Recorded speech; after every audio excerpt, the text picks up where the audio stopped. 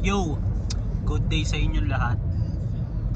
Magkakasama kami ngayon ng crew ko sa Common Creative Department. Nasa harap yung pinakamalupit na creative director sa buong Pinas. So ito, Pinakamalapit na photographer. Alam niyo naman na yan eh. So may pupuntahan kaming isang event ngayon na surprise para sa aming lahat. Kasi wala kaming ganong kilala doon. Tapos bagong market eh, no pre? Bagong mga tao. Hindi yung mga usual na event na parang nilalapagan namin na marami kaming kakilala doon, marami kaming connect doon. Ito hindi. Nakita lang namin. Ngayon magpapakilala pa lang.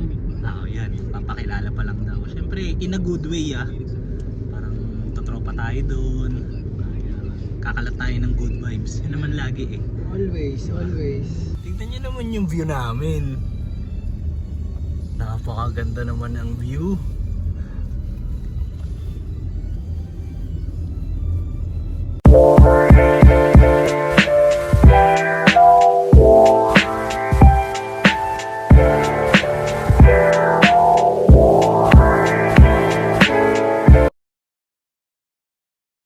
Yo, dito na kami. Baka hindi lang ganong marinig yung boses ko, pero ganito yung vibe dito. They're still going. It's like one there. What happened there? Like three. Angas, may mga iba-iba pang lahi dito. Tapos, basta ang ganda dito.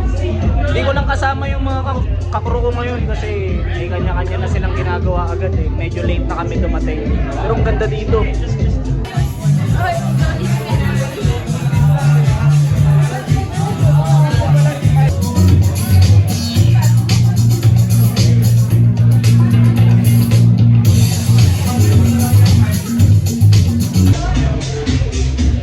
Boss Pat, congrats. Salamat boss, salamat sa pagpunta. Siya yung may-ari na itong event, nung brand. Itong buong store sa akin. Anong kalakas yan? Nung brand na nagpa-event na ito. Salamat boss, salamat. Tapos siya pa yung una ko nakausap dito, diba? Kaya ganun ako kayapang dito ngayon. Pinakamalapit na DJ sa buong Pinas. So, paalis na kami ng pro ko. Pre, ano masasabi mo sa event? First, ang ganda ng scene. Ang ganda ng vibe. Napaka-normal lang sinabi.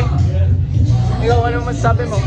Sobrang solid. Thank you, Pat. Boss, Pat. Pinakamalupit sa Makati. Oh, dapat ganun. Yung Youth Quit Train, ang normal lang sinabi. Boss Pat, alis na kami. Boss Pat, sobrang solid ng event mo. Sobrang thank you. Sobrang thank you.